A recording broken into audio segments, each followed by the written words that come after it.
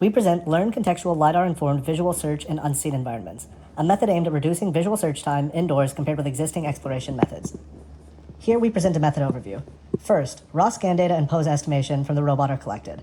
The information is first sent through a map-free neural network that classifies each pixel in the scan as map or non-map. The result from the network is a classified scan.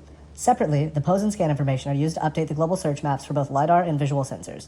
Next, the updated search maps are used to obtain frontiers and generate frontier centroids for each sensor.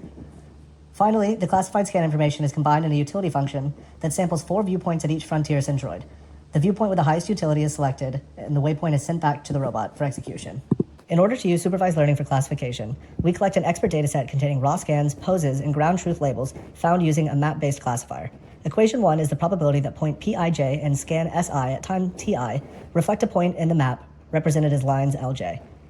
If equation 1 is above some threshold, then Pij is a map point. Remaining points are short-term features or dynamic features, which are grouped in this work to make up non-map points.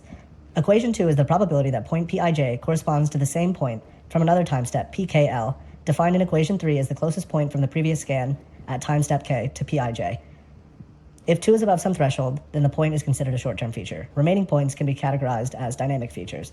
A simple cart platform is used to ease the data acquisition and reduce strain on robot hardware.